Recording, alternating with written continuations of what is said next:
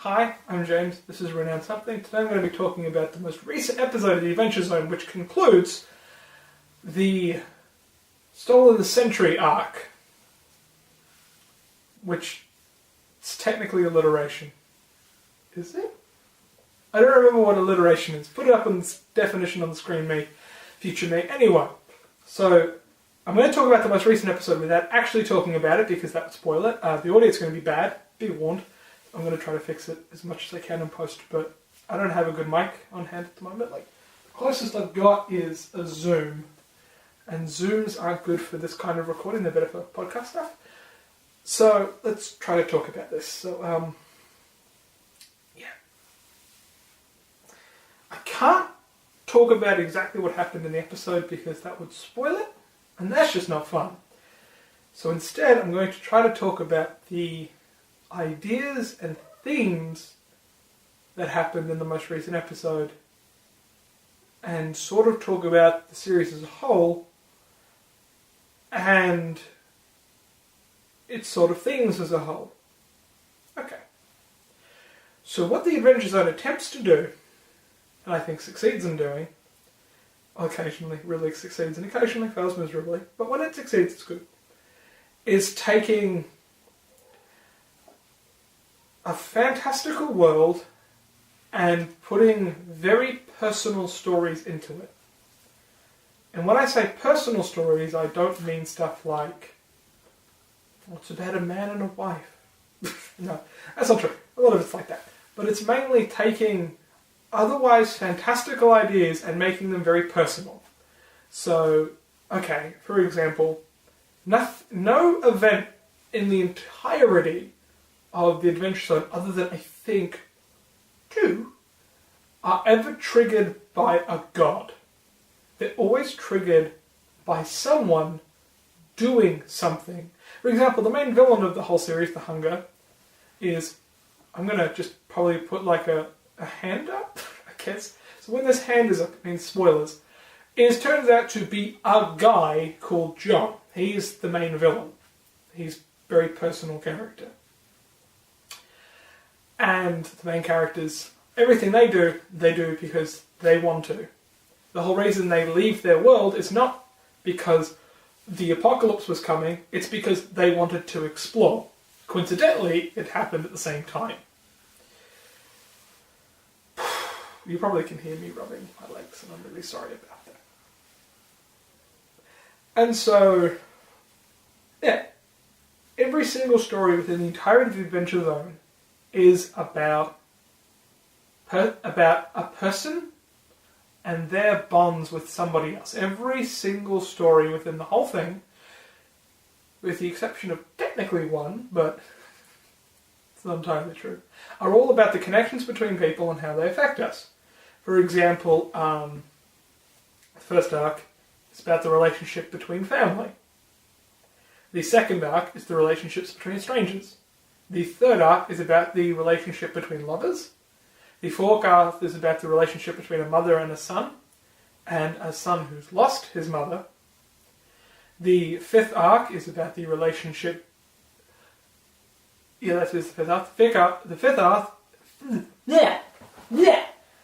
arc is about the relationship between a town.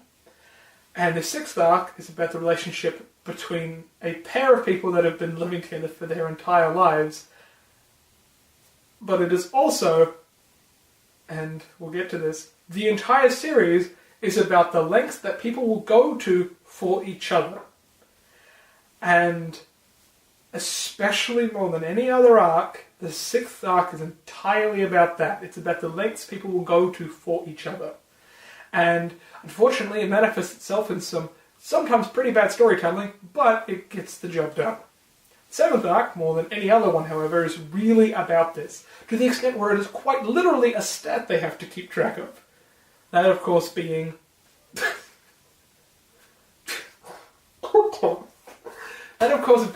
bonds, which is part of the new system Griffin created, in which he decided we should just go full storytelling, which finally meant that Clint, who is technically a voice actor, could do better. Mel has always been my favourite character. Anyway, But sort of with the ending of that sort of arc and that sort of story, I think it's been a lot more clear what the Adventure Zone is about. And recently on the Reddit, somebody suggested, for one of the side stories, the characters of Killian and Carrie should get married. They're a long-running pair, and they've got engaged. They're quite cute. And when he suggested that, or she, I don't know, my immediate thought was not actually, that would be really cool as a side story. It was instead, that's how the series should end.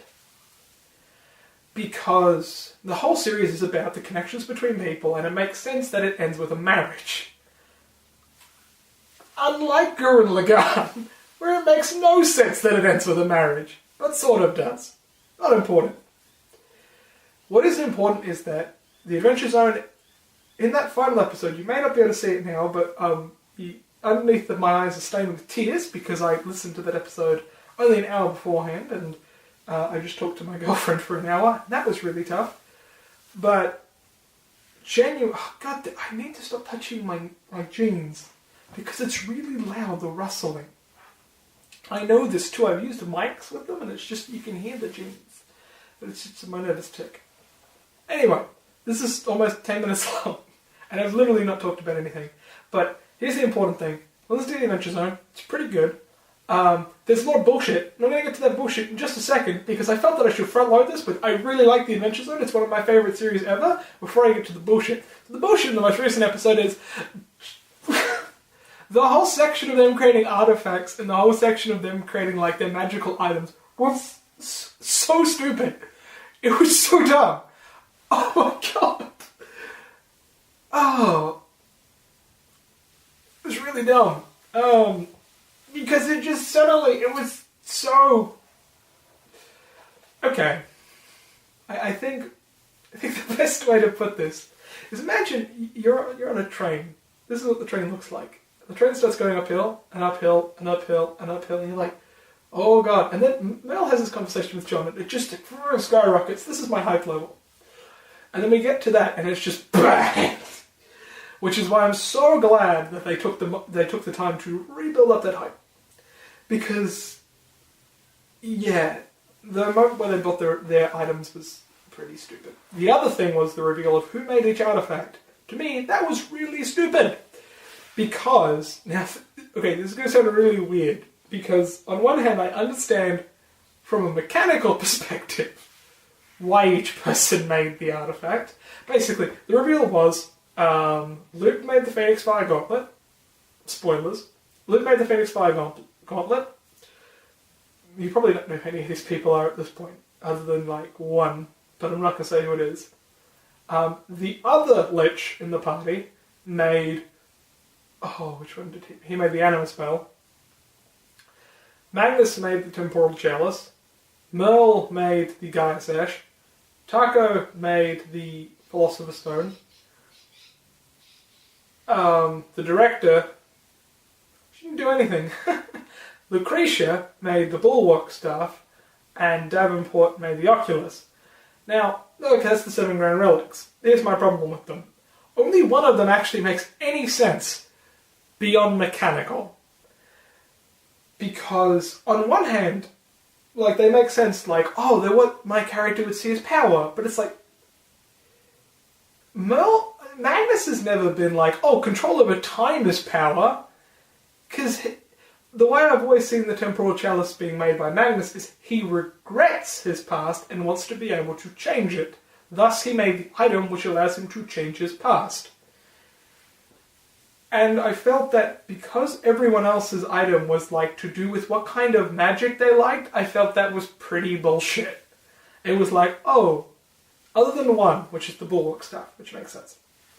Because it basically is like the thing that combines them all and is like a shielding device, which makes sense for the director because she wants to protect everybody.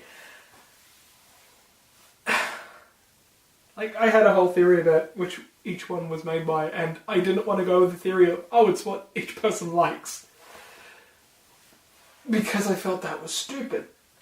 For example, I thought with, like, say, the Philosopher's Stone, it actually does make sense that Taco made it, but not because he would want to change things into other materials, because he likes cooking.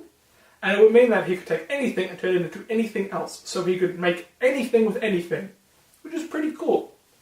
Luke having the Phoenix Fire Gauntlet, I think, is somewhat stupid, but as the thing went on, made a bit more sense. She's clearly someone who just wants power. Like, that's her focus, is if I can get stronger, I can beat anything. Makes sense.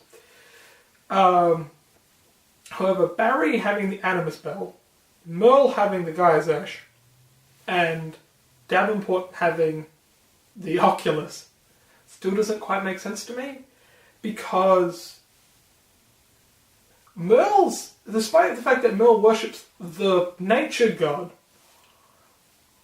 nature has never really seemed to be, like, it makes no sense that he'd do that, because he doesn't really seem to rely on nature.